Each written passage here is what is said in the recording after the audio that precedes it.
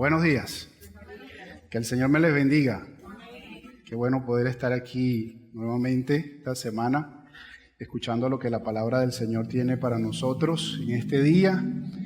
Y especialmente hoy vamos a estar cerrando la serie que hemos comenzado desde hace un mes, que he denominado Unidos, una serie sobre la unidad espiritual.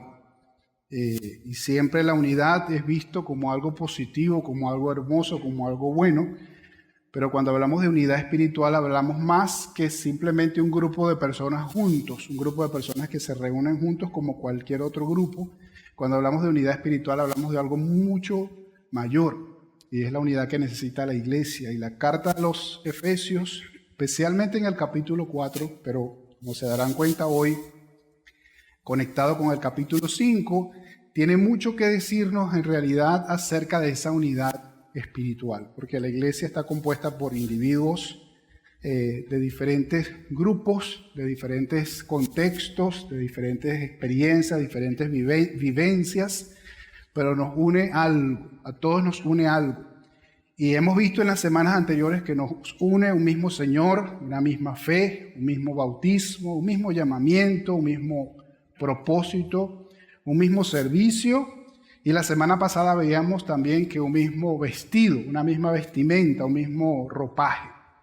Bueno, hoy quiero hablarles un mensaje que he titulado Unidos bajo una misma luz. Y como les mencioné, está basado en el capítulo 5 de Efesios, conectándolo con lo que viene diciendo el capítulo 4. La semana pasada decíamos, al final del capítulo 4, que había una nueva naturaleza que nos unía.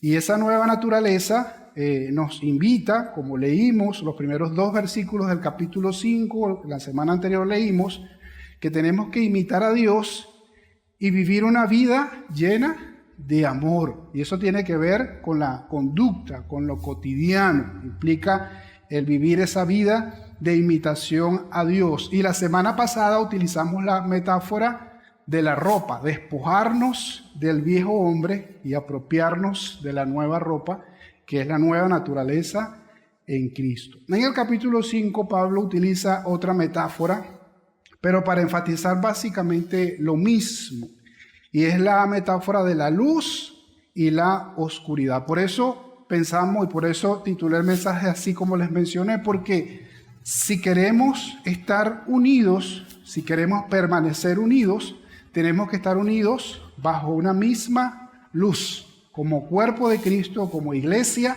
tenemos que estar unidos bajo una misma luz. ¿Por qué? Efesios capítulo 5, versículo 8, dice que nosotros éramos antes oscuridad y ahora somos luz en el Señor, y por lo tanto debemos vivir como hijos de luz. Eso es lo que el mensaje que Pablo quiere transmitirle a la iglesia de Éfeso, y es el mensaje que yo quiero transmitirle en esta mañana a ustedes, es que antes los que no conocíamos al Señor Jesucristo vivíamos en la oscuridad, y ahora que estamos en la luz tenemos que permanecer bajo la misma luz, tenemos que vivir como hijos de luz. No puede haber unidad espiritual si no estamos todos bajo la misma luz. Hace muchos años atrás se popularizaron las películas de la Guerra de las Galaxias, y se utilizaba también la figura o la metáfora del lado oscuro para referirse a las personas que se pasaban al mal, que se dejaban llevar por sus pasiones, por sus deseos, para ir al lado oscuro. Pero aunque la metáfora es parecida, para nosotros tenemos que verlo, o yo lo veo como si, como cuerpo de Cristo, es como una aldea de esas comunidades de hace muchos años atrás, cuando no había mucha luz eléctrica, y las aldeas se agrupaban en función a su luz, y había una luz. Y entonces yo me imagino una aldea llena de mucha luz, pero rodeada de un bosque muy espeso, muy denso y muy oscuro. Y si queremos mantenernos unidos, tenemos que mantenernos todos dentro de la misma luz. Entonces no puede haber unidad entre los que quieren seguir la luz y los que quieren salir a ese bosque oscuro. No puede haber unidad. Porque si tenemos que estar arreando y atrayendo personas para que no se vayan al bosque, entonces no están unidos. Estamos unidos los que permanecemos bajo la misma luz. Y Pablo enfatiza eso incluso en 2 Corintios capítulo 6. Él hace una pregunta. Él dice, ¿qué comunión puede tener la luz con la oscuridad? No hay ninguna comunión. No puede haber comunión cuando hay luz y cuando hay a la vez luz y hay a la vez oscuridad. El filósofo Platón hace muchos años atrás dijo la siguiente frase que me llamó mucho la atención porque está de alguna manera conectada con esto que estamos hablando. Dice, fácilmente perdonamos a un niño que le teme a la oscuridad, pero la gran tragedia de la vida es que los hombres le temen a la luz. Y dijo eso en el contexto de una metáfora que él hizo de la caverna, y él decía que la mayoría de las personas viven como en una caverna mirando hacia la oscuridad, donde solamente de alguna manera ven el reflejo de la poca luz que hay en la parte de atrás, pero no son capaces de voltearse y mirar la luz y buscar y seguir la luz. Ahora, cuando Platón dijo eso, obviamente él no estaba hablando en el sentido espiritual, él lo dijo en el sentido de la luz como conocimiento, porque hay personas que utilizan la misma comparación de la luz como el conocimiento y la oscuridad como la ignorancia, ¿verdad? Ahora, Jesús, muchos años después, Jesús vino y le habló a un hombre llamado Nicodemo y le habló de la luz y de la oscuridad. Y Jesús relacionó la condenación con este elemento. En Juan capítulo 3, versículo 19, Jesús le dice a Nicodemo, esta es la causa de la condenación, que la luz vino al mundo, pero la humanidad prefirió la oscuridad a la luz. ¿Quién era la luz entonces? Cristo mismo era la luz. Dice, la luz vino al mundo, pero la gente prefiere la oscuridad. Y esa es la tragedia, la verdadera tragedia de la vida, es esa, que la luz que representa al Señor Jesucristo, la gran mayoría de las personas prefieren la oscuridad, le atrae la oscuridad. Ahora, en el contexto de Efesios capítulo 5, vamos a ver, y no me voy a tomar mucho tiempo en hablar del lado oscuro. Vamos a ver en Efesios capítulo 5, versículos 3 al 7, cuál es la oscuridad.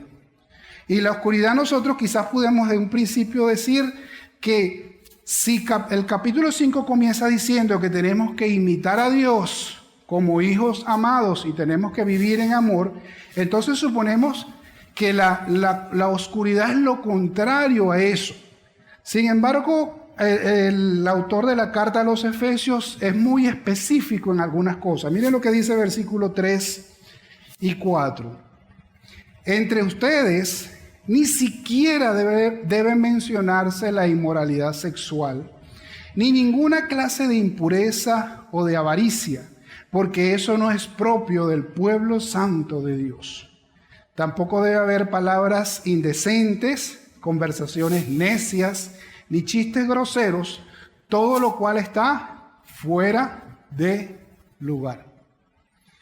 Ahora, la oscuridad es un concepto muy amplio. Yo creo que hablar de oscuridad pudiésemos hablar de muchísimas cosas, pero yo creo que la razón por la cual está siendo Pablo muy específico aquí es porque probablemente eran cosas que se estaban viendo en el cuerpo de Cristo y que no deberían verse entre los creyentes en Cristo. Y él es muy enfático en cuáles son los problemas que hay allí. Habían problemas de conducta y por eso dice, ni siquiera debe mencionarse, y habla de 3 cosas: la inmoralidad sexual, ninguna clase de impureza y la avaricia. A veces pensamos, hablando de lo primero, pensamos que inmoralidad sexual tiene que ver con aberraciones y depravaciones solamente. Pero inmoralidad sexual, como hablamos la semana pasada, todo lo inmoral es lo que está contrario a la moral, pero no a la moral de la sociedad, sino a la moral de Dios. Entonces, cuando la Biblia habla de inmoralidad sexual, se refiere a cualquier cosa que utilice lo sexual fuera de lo normal establecido por Dios. ¿Y qué es lo establecido por Dios? Que el sexo es algo bueno que hizo Dios para el contexto del matrimonio. Cualquier cosa fuera de eso es inmoralidad sexual. Que la sociedad se ha estado acostumbrando a muchas cosas, pero no, según la palabra de Dios, no es así. Entonces, inmoralidad sexual es, por ejemplo, el sexo antes del matrimonio. La inmoralidad sexual es el sexo fuera del matrimonio. La inmoralidad sexual es el sexo o el mal uso del sexo.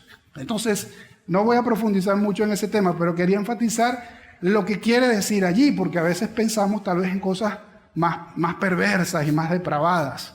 Pero luego dice, ninguna clase de impureza. ¿Y qué es impureza? Todo lo contrario a lo puro. Entonces, cualquier cosa que no sea puro, dice el texto, ni siquiera deberíamos mencionarlo. Avaricia. Quizás todos sabemos lo que es avaricia, querer más, codiciar, el amor al dinero, son maneras de expresar avaricia. Entonces habían problemas de conducta, aparentemente también habían problemas de palabra, porque dice, tampoco debe haber entre ustedes, habla de tres cosas, palabras indecentes, es decir, palabras vulgares, palabras groseras, no debe haber conversaciones necias, es decir, temas vacíos de conversación, que no tengan ningún provecho, que no tengan ningún beneficio. Y mucho menos debe haber chistes groseros. Son cosas que aparentemente era un problema que se estaba experimentando en ese momento, pero Pablo quiere insistir en que el pueblo de Dios ni siquiera debe dar cabida a ese tipo de cosas. ¿Por qué eso es importante? Versículos 5 al 7 dice, porque pueden estar seguros de que nadie que sea inmoral, impuro o avaro, que es decir, idólatra, tendrá herencia en el reino de Cristo y de Dios. Y parece Pablo muy radical, ¿verdad? Con lo que está diciendo. Pero añade, que nadie los engañe con argumentaciones vanas, porque por esto viene el castigo de Dios sobre los que viven en desobediencia, así que no se hagan cómplices de ellos. Él está siendo muy claro allí, está siendo muy categórico en cuanto a que los inmorales, impuros y avaros no tienen parte en el reino de Dios. En otras palabras, no se concibe a alguien que se haga llamar cristiano y esté viviendo en inmoralidad. No se concibe que alguien se haga llamar cristiano y esté viviendo en impureza o sea un avaro. No se concibe. Porque las personas que son catalogadas de esa manera, inmoral, impuros o avaros, dice que no tendrán herencia en el reino de Dios. Sí, pero esto, pero lo otro, pero es que yo esto, y una vez leí esto, y una vez escuché esto. Bueno, Pablo dice, no se dejen engañar por argumentaciones vanas. Es decir, ya la palabra del Señor nos alerta que va a haber personas que van a tratar de justificar ciertas cosas. Van a tratar de argumentar, bueno, pero es que somos seres humanos y somos hermanos y tenemos que aceptarnos como somos, etcétera, etcétera, tratando de engañar y tratando a veces hasta y hace la alerta al final, no se hagan cómplices con esas personas, porque hasta podemos ser cómplices si nos hacemos los locos en ese tipo de situaciones. Y obviamente aquí estamos hablando en el contexto de la iglesia. Pablo explica un poquito más eso en 2 de los Corintios, cuando él dice, obvio que este tipo de cosas en el mundo, bueno, son cosas normales en el mundo, no nos podemos alejar de esas personas, están en el mundo. Pero en el contexto del cuerpo de Cristo son cosas que no debe haber cabida. Porque si algo atenta contra la unidad espiritual, es tratar de justificar o tratar de comulgar con las tinieblas, porque no hay comunión entre la luz y las tinieblas. Amén. Ahora, ¿cómo debemos andar? Como les dije, no quería hablar tanto de la oscuridad porque quizás sabemos lo que es la oscuridad, pero ¿cómo debemos andar entonces? Efesios capítulo 5, a partir del versículo 8, nos da una idea también de cómo debemos andar, porque la Biblia dice, ahora somos luz en el Señor, tenemos que vivir como hijos de luz. ¿Qué significa ser hijos de luz? Ahí pasa lo mismo. Ser hijo de luz o vivir en la luz es un concepto también muy amplio que puede abarcar muchísimas cosas, pero Pablo aquí habla, por lo menos en esta sección, de 7 cosas que son evidencias de que alguien está andando en la luz y que el cuerpo de Cristo está andando en la luz. Y tal vez no las voy a profundizar porque me extendería mucho, pero tenemos allí para meditar y para pensar nosotros cómo estamos como cuerpo de Cristo y como personas, como cristianos en relación a cada una de ellas. ¿Cuáles son ellas? La primera, versículos 9 y 10, dice, el fruto de la luz consiste en toda bondad, justicia y verdad, y comprueben lo que agrada al Señor. Las primeras 3 palabras ya las hemos hablado en semanas anteriores, en mensajes anteriores. La bondad, la justicia de Dios y la verdad. ¿Se acuerdan? Hablamos de que como hijos de Dios, como cristianos, tenemos que vivir una vida de bondad, ser bondadosos, ser justos en la justicia de Dios y andar siempre en la verdad. El elemento que añade Pablo aquí, que simplemente lo que está es insistiendo en el punto, es comprueben lo que agrada a Dios. Entonces, andar en la luz es vivir una vida que agrada a Dios. Tenemos, como hijos de luz, debemos estar constantemente preocupados si todo lo que estamos haciendo le agrada a Dios. No solamente por mí, por mi salud espiritual, por mi crecimiento espiritual, pero también por los demás y por el resto del cuerpo de Cristo, por la salud del cuerpo de Cristo. Yo tengo que andar y comprobar que mi vida sea de agrado a Dios. Que el Señor se agrade con todo lo que yo hago, con lo que yo digo, con mis pensamientos. Como dice el salmista, sean gratos los dichos de mi boca y la meditación de mi corazón. Dios quiere que esas cosas sean gratas para Él, y esa debe ser nuestra oración constante. El segundo elemento, la segunda característica de alguien que anda en la luz, dice, no tengan nada que ver con las obras infructuosas de la oscuridad, sino más bien denúncienla.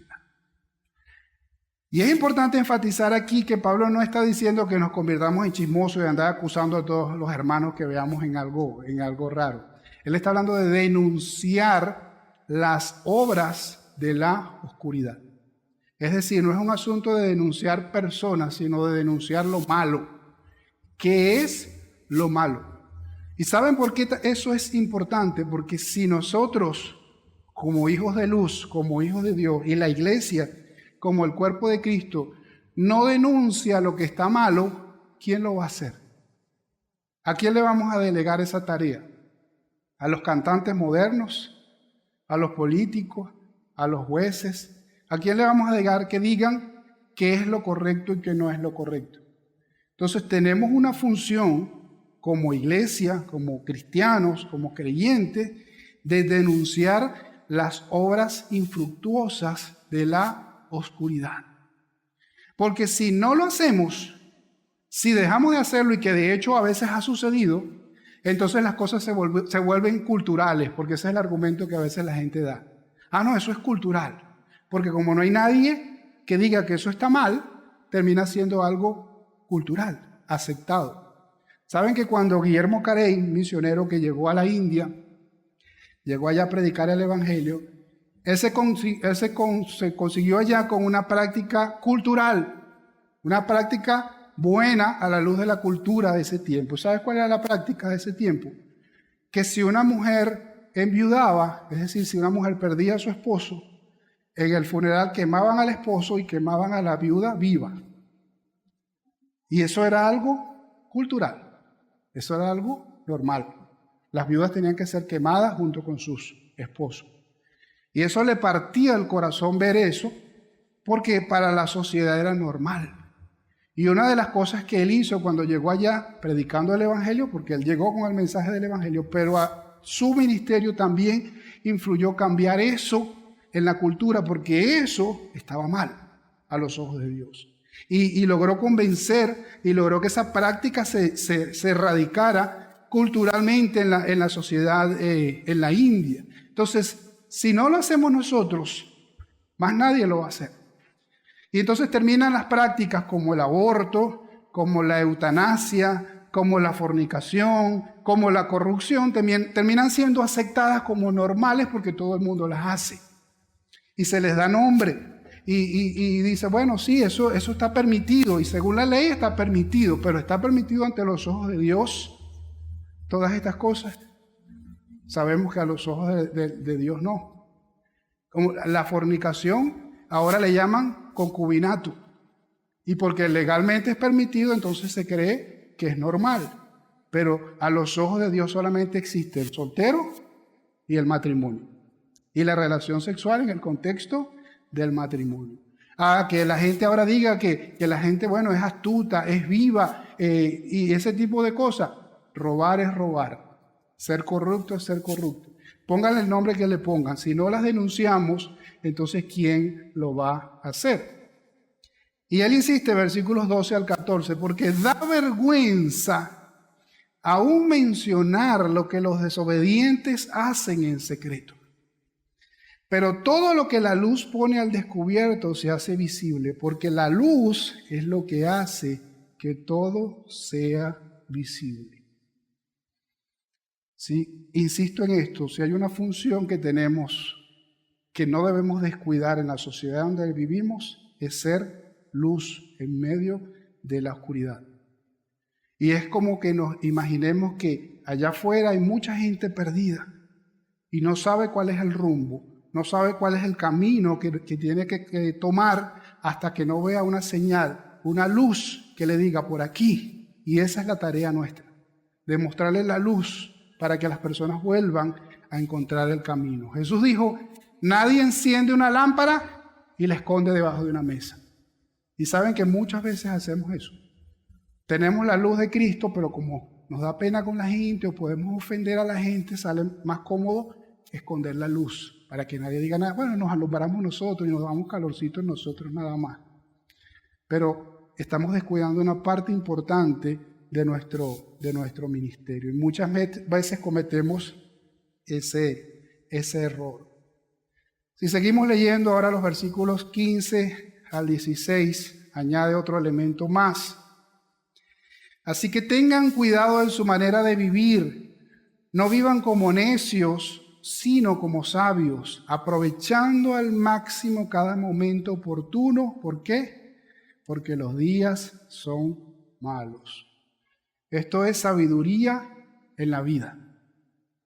No vivir como necios, sino como sabios. La Reina Valera 60 dice, aprovechando bien el tiempo. Aquí dice en la nueva versión internacional, aprovechando cada momento oportuno. Es decir, tenemos que tener la sabiduría del Señor para manejar adecuadamente nuestro tiempo y que nuestro tiempo honre y glorifique al Señor. ¿Cuánto tiempo dedicamos de nuestra vida? ¿Cuántas oportunidades de nuestra vida aprovechamos para honrar y glorificar a Dios? Es que no tengo tiempo. ¿Quién es el dueño del tiempo? ¿Quién nos regala el tiempo? Entonces tenemos que pedirle al Señor sabiduría para manejar adecuadamente el tiempo y no desaprovechar cualquier oportunidad que tengamos para honrar al Señor. La sociedad ha creado, el mundo ha creado un sistema, un modelo que le llaman el entretenimiento. ¿Saben que si hay algo millonario en el mundo, es el mundo del entretenimiento? Se invierten millones y millones de dólares en todo el mundo para financiar el entretenimiento. ¿Y qué es el entretenimiento? ¿Cuál es la función del entretenimiento? Entretener. Y quiere el Señor que nosotros vivamos entretenidos. Eso es contrario a lo que estamos leyendo aquí. Ahora, eso quiere decir que Dios no quiere que yo de vez en cuando vea una película o vea un juego. No, no estoy diciendo eso. El entretenimiento puede servir para descansar, para recrearnos, para pensar en otra cosa. Pero lo que no podemos es caer en dejarnos atrapar por el mundo del entretenimiento, que tiene a la mayoría de las personas así. Bueno, lo tenía así cuando era el televisor, ahora es así. Ahora los tiene así. Y la gente está en la calle así. La gente cruza las calles así. Entretenidos. Y el sistema está hecho para atrapar a las personas. Escuchaba a alguien hablando sobre ese tema y me llamaba mucho la atención. Él dice, no espere que las redes sociales o el internet de alguna manera le ayuden a despegarse. No lo va a ayudar, porque ellos ganan mientras usted está allí. Entonces lo que va a hacer es seguirle mandando y seguirle mandando y seguirle mandando cosas para que usted siga allí, ahí y allí y con el dedito allí. ¿Ves? Entonces, ese es el mundo del entretenimiento y todo eso es contrario a lo que nos dice la palabra del Señor. Aprovechemos bien el tiempo porque los días son malos. Versículo 17, por tanto, no sean insensatos, sino entiendan cuál es la voluntad del Señor. Y aquí habla de no ser insensatos. ¿Qué es ser insensatos? Lo contrario a ser sensato, ¿verdad? Ser sensato es ser prudente. Entonces dice, no seamos imprudentes. Sensatos significa también estar cuerdo, ser cuerdo, tener buen juicio. Entonces, insensato es lo contrario a eso y por lo tanto dice, entiendan cuál es la voluntad del Señor. ¿Cuál es la voluntad de Dios? Y cuando hablamos de la voluntad de Dios no es solamente cuando éramos jóvenes que decíamos, ¿cuál es la voluntad de Dios? ¿Con quién me voy a casar? ¿O cuál es la voluntad de Dios? ¿Qué voy a estudiar? No, la voluntad de Dios es día a día. ¿Qué es lo que el Señor quiere que yo haga día a día? Estoy viviendo una vida de acuerdo a su voluntad. Hoy mi conducta está de acuerdo a la voluntad de Dios. Mis palabras están en función a la voluntad de Dios. Mis amistades, mi familia está en función a la voluntad de Dios. Todo eso tiene que ver con andar en la luz. Ahora el versículo 18 añade otro elemento más. Dice el versículo 18, no se emborrachen con vino que lleva al desenfreno. Al contrario, sean llenos del Espíritu. Hay dos problemas fundamentales con este versículo. Y el primer problema es que algunos cristianos cumplen solo la mitad de este versículo. La primera parte. La primera parte dice, no se emborrachen con vino. Quizás la mayoría, yo espero creer que aquí no hay ninguno que tiene problemas con eso, ¿verdad? Pero estamos bien con eso. El problema es que ese versículo tiene una primera parte y tiene una segunda parte. La segunda parte dice, al contrario, sean llenos del Espíritu Santo.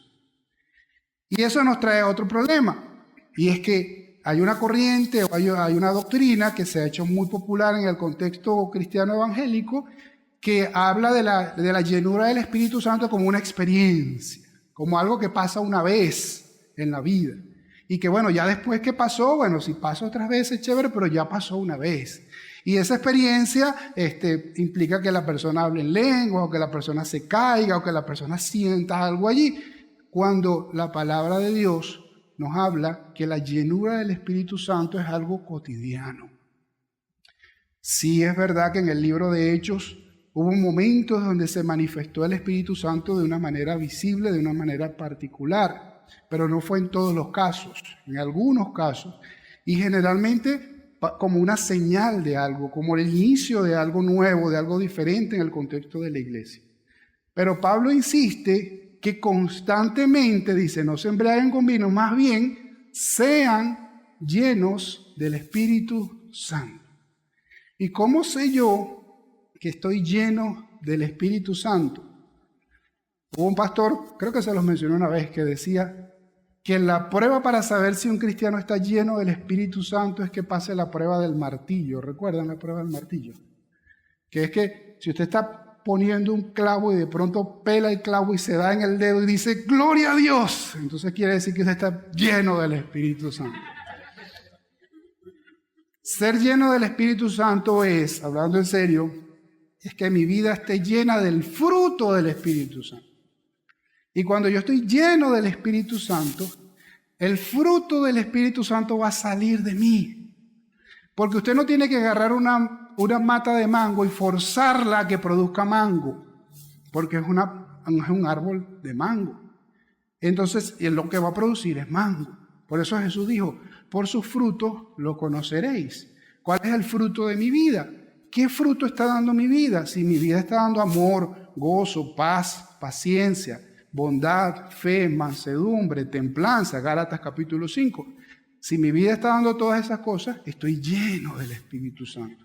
Si no lo estoy haciendo, necesito llenarme más del Espíritu Santo.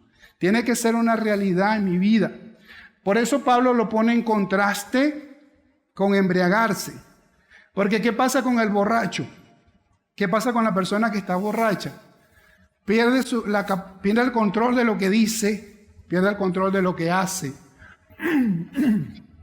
Yo tenía un abuelo, el padrastro de mi papá, que a nosotros nos encantaba pedirle la bendición cuando él estaba borracho, porque le pedíamos la bendición y él metía la mano en el bolsillo y nos daba dinero. Y él después no se acordaba de eso. Él después no se acordaba nada de eso. ¿Pero por qué? Porque cuando estaba borracho perdía el control sobre sí, porque el alcohol lo estaba controlando. Ser lleno del Espíritu Santo es lo contrario. Es que mi vida está controlada por el Espíritu Santo. Y eso se tiene que evidenciar. No es una experiencia que pasa una vez en una iglesia o que pasa una vez en algún lugar, sino que se ve o se debe ver día a día. Otra señal de andar en la luz, versículos 19 y 20 dice, anímense unos a otros con salmos, himnos y canciones espirituales. Canten y alaben al Señor con el corazón, dando siempre gracias a Dios el Padre por todo, en el nombre de nuestro Señor Jesucristo.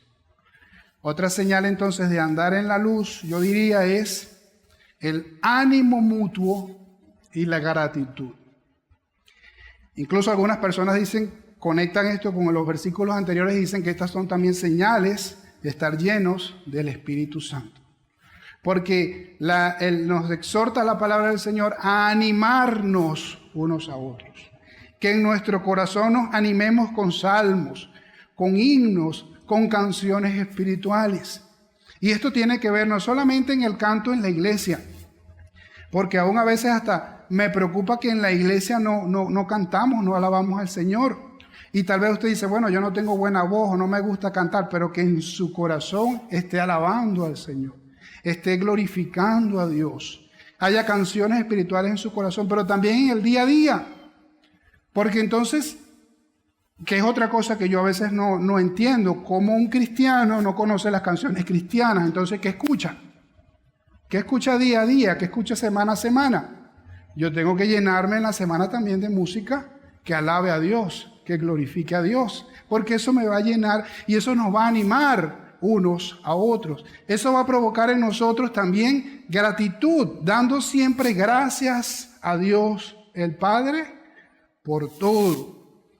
Entonces, enfatiza la actitud de gratitud al Señor, de vivir una vida dándole gracias a Dios en el nombre del Señor Jesucristo. Ahí tenemos por lo menos 7 cosas. Y pudiésemos seguir, porque a partir del versículo 21 ahora habla de la familia, después habla del trabajo y habla de otras cosas más. Pero hoy vamos a parar aquí, ya tenemos quizás bastante para pensar y para revisar. Por lo menos 7 cosas que tenemos que revisar y hacernos la pregunta, ¿estamos andando en la luz? ¿Qué me hace falta en mi vida diaria para yo andar en la luz? Y para que todos, como cuerpo de Cristo, estemos en la luz. ¿Qué aspecto de nuestra vida debemos mejorar? Y nos preguntamos, ¿vivo una vida agradando a Dios? buscando su voluntad. Vivo una vida siendo luz para otras personas, denunciando lo que está mal, denunciando la oscuridad. ¿Cómo manejo mi tiempo? Como cristiano aprovecho bien cada oportunidad para hacer luz. Vivo en sensatez, vivo en prudencia, vivo en cordura. Vivo y procuro constantemente en mi vida la llenura del Espíritu Santo. O más bien, como decíamos la semana pasada, lo entristezco con mi ira, con mis acciones, con mis resentimientos, con mi rencor. Animo a otros, alabando a Dios, expresando gratitud a Dios. ¿Cómo vivo yo según la palabra del Señor? Y termino con una exhortación que estaba en el medio. No crean que me salté a propósito del versículo 14, porque en el medio de lo que estábamos leyendo en el versículo 14, dice la palabra del Señor, porque la luz es lo que hace que todo sea visible. Por eso dice, despiértate tú que duermes, levántate de entre los muertos y te alumbrará Cristo. Hay una exhortación a despertar, porque podemos estar dormidos. ¿Saben que cuando uno quiere dormir, qué hace? Uno pone todo oscuro. Cierra las ventanas, apaga las luces, duerme sabroso, oscuro, ¿verdad? Pero qué desagradable es cuando viene alguien y abre la ventana así a las 12 del mediodía. Bueno, ¿qué es lo que pasa? El Señor aquí está abriendo la ventana. Yo me imagino al Señor abriendo la ventana y dice, despiértate tú que duermes. Levántate entre los muertos y te alumbrará Cristo. Y saben, la luz tiene una propiedad interesante. Lo único que se necesita para que haya menos oscuridad, ¿qué es? Que haya más luz. Al revés no se da. Usted no le puede añadir oscuridad a la luz. Es imposible. Pero lo único que se necesita para que haya menos oscuridad es más luz. El Señor quiere que despertemos del sueño. Y esa es la voluntad de Dios. Que vivamos como hijos de luz. ¿Estamos viviendo como hijos de luz o estamos alumbrando día a día? Y si lo hacemos, y si lo estamos haciendo, y si lo procuramos, hay una promesa del Señor en 1 de Juan capítulo 1, versículo 7, donde dice el Señor, pero si vivimos en la luz, así como Él está en la luz, tenemos comunión los unos con otros, y la sangre de su Hijo Jesucristo nos limpia de todo pecado. La luz nos ayudará a andar en unidad. Pero para que eso sea una realidad, tenemos que estar todos bajo la misma luz. Y por eso Jesús dijo, yo soy la luz del mundo, para que nosotros siguiéramos su luz. Amén. Les invito a orar. Mi Dios, te doy muchísimas gracias por tu palabra, gracias por la exhortación que nos da, Señor, a vivir una vida de luz, de andar como hijo de luz, Señor. Ayúdanos a ser fieles a tus instrucciones, Señor. A no ser instrumentos de oscuridad, ni plegarnos ni simpatizar con la oscuridad. Porque tú nos has llamado a luz. Danos la sabiduría necesaria, danos tu dirección y danos, Señor, la voluntad para agradarte y para obedecerte día a día, Señor. Llénanos de tu Espíritu Santo. Que la llenura del Espíritu Santo sea una realidad en nuestra vida, Señor. Y que otras personas puedan ver el fruto en todo lo que hacemos, en todo lo que hablamos, Señor. Y en nuestra actitud en la vida, oh Dios. Ponemos todas estas cosas en tus manos, en el nombre de Cristo Jesús. Amén. Dios me les bendiga.